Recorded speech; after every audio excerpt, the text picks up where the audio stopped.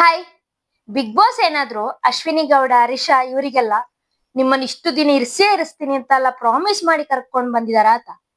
ಗಿಲ್ಲಿ ಮೇಲೆ ಕೈ ಮಾಡಿದ್ರು. ರಿಷಾ ಇನ್ನು ಆ ಮನೆಯಲ್ಲೇ ಇದ್ದಾರೆ. ಆಕೆಯ ಒಂದು ವರ್ತನೆ ನೋಡಕ್ಕೆ ಸಾಧ್ಯ ಆಗ್ತಿಲ್ಲ. ಇನ್ನು ಅಶ್ವಿನಿ ಗೌಡ ನಾನ್ 100 ಸಿನಿಮಾ ಮಾಡಿದೀನಿ, ಮಹಿಳಾ ಪರ ಹೋರಾಟಗಾರ್ತಿ, ಮಹಿಳೆಯರಿಗೆ ಅನ್ಯಾಯವಾದ್ರೆ ಸಹಿಸಲ್ಲ, ಹಾಗೆ ಹೀಗೆ ಅಂತ 108 ಮಾತು ಹೇಳ್ತಾರೆ. ಆದ್ರೆ ಮಾಡೋದೆಲ್ಲ ಒಂದು ಹೆಣ್ಣಿಗೆ ದ್ರೋಹ ಮಾಡುವಂತ ಕೆಲಸನೇ. ಎಷ್ಟು ಕೆಳಮಟ್ಟದಲ್ಲಿ ಇಳಿತಿದ್ದಾರೆ ಅಂದ್ರೆ ಅವ್ರು ಯೋಚನೆ ಮಾಡಿದ್ದಾರೆ, ನಾನು ಹಿಂದಿನ ಸೀಸನ್ ಅಲ್ಲಿ ವಿನಯ್ ಎಲ್ಲ ಇದ್ರು ನೋಡಿ, ಆ ಲೆವೆಲ್ಗೆ ನಾ ಇದ್ದೀನಿ ಅಂತ. ಅವರ ಪಕ್ಕಕ್ಕೂ ಬರ್ಲಿಲ್ಲ.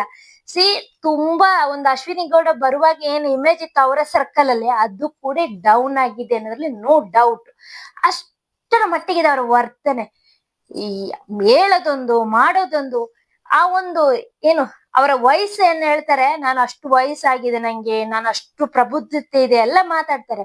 ಅದು ಯಾವ್ದು ಕಾಣ್ತಲ್ಲ. ದಿನದಿಂದ ದಿನಕ್ಕೆ ಚಿಕ್ಕವರಾಗ್ತಾನೆ ಹೋಗ್ತಿದ್ದಾರೆ. ಸುದೀಪ್ ಅವ್ರ ಮಾತಿನ ಪೆಟ್ಟು ಕೊಟ್ಟಿದ್ರು, ಅದು ಸಮೇತ ಆ ಒಂದು ಮೇಡಮಿಗೆ ಅರ್ಥ ಆಗ್ಲಿಲ್ಲ. ಅವ್ರಿನ್ನು ಅವರ ಆಟಗಳನ್ನು ಇನ್ನೆಷ್ಟು ದಿನ ಆಡ್ತಾರೋ ಗೊತ್ತಿಲ್ಲ. ಅದಷ್ಟು